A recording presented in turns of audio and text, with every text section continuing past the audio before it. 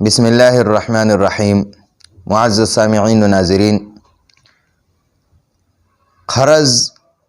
ادا کرنے کے لیے رسول اللہ صلی اللہ علیہ وسلم نے ایک بہترین دعا فرمائی ہے۔ اس دعا کا اگر ہم اہتمام کریں گے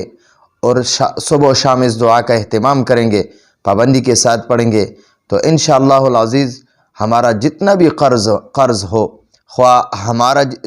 کسی پر ہو یا ہم پر کسی کا ہو، تو اللہ سبحانہ و تعالی وہ سب ادا کر دیں گے، اور ہمارے اندر جتنے بھی برے عادات ہو، خواہ وہ غم ہو، فکر ہو، یا ایسے کنجوسی ہو، بخل وغیرہ ہو، یعنی بزدلی ہو، اسی طرح ہم پر زیادہ قرضہ ہو کسی کا، یا کسی کا ہم پر دباؤ وغیرہ ہو، تو اس کے لیے اس دعا کا اہتمام کریں انشاءاللہ العزیز۔ یہ جو ہے نا، اس دعا کی برکت سے اللہ پاک ان سارے پریشانیوں اور غموں کو اور قرض کو ختم کر دے گا۔ حضرت ابو سعید خدری رضی اللہ عنہ ایک صحابی ہے، وہ فرماتے ہیں کہ رسول اللہ صلی اللہ علیہ وسلم ایک مرتبہ ایک دن مسجد میں تشریف فرمائے،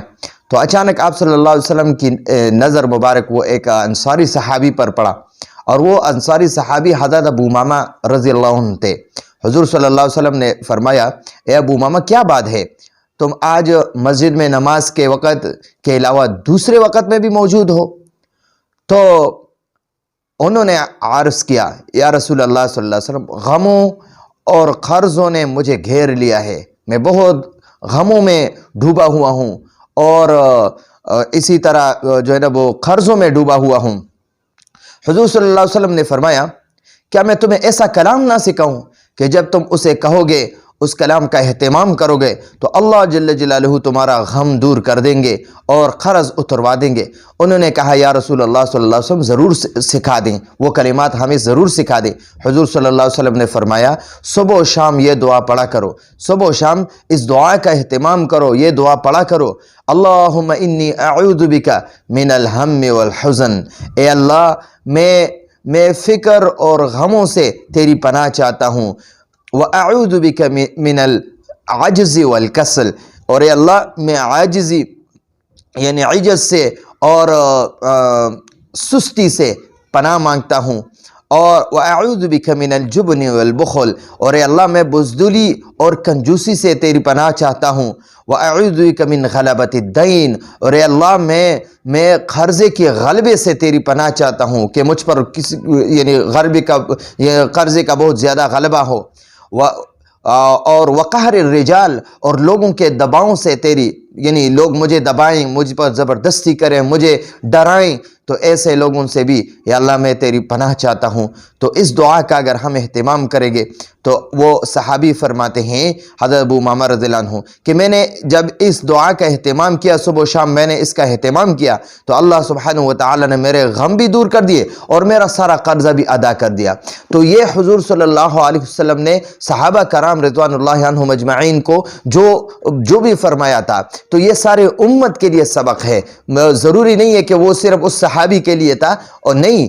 جو امتی بھی اس کا اہتمام کرے گا، اللہ سبحانہ و تعالی ان کے سارے غموں کو اور ان کے سارے قرضوں کو ادا فرمائیں گے۔ تو ہمیں بھی چاہیے کہ جس بندے پر بھی قرضہ ہو یا غموں اور پریشانیوں میں گھرا ہوا ہو، تو اللہم انی اعوذ بک من الہم والحزن، واعوذ بک من العجز والکسل، واعوذ بک من الجبن والبخل، واعوذ بک من غلبۃ الدین وقہر الرجال۔ اس دعا کا صبح و شام اہتمام کرے، اللہ سبحانہ و تعالی ان سارے پریشانیوں اور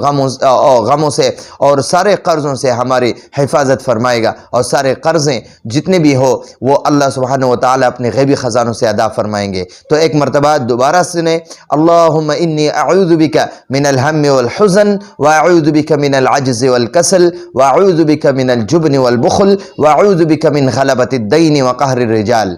اللہم انی اعوذ بک من الہم والحزن، واعوذ بک من العجز والکسل، واعوذ بک من الجبن والبخل، واعوذ بک من غلبۃ الدین وقہر الرجال۔ تو اس کا انشاءاللہ ہم اہتمام کریں گے۔ وآخر دعوانا ان الحمد للہ رب العالمین۔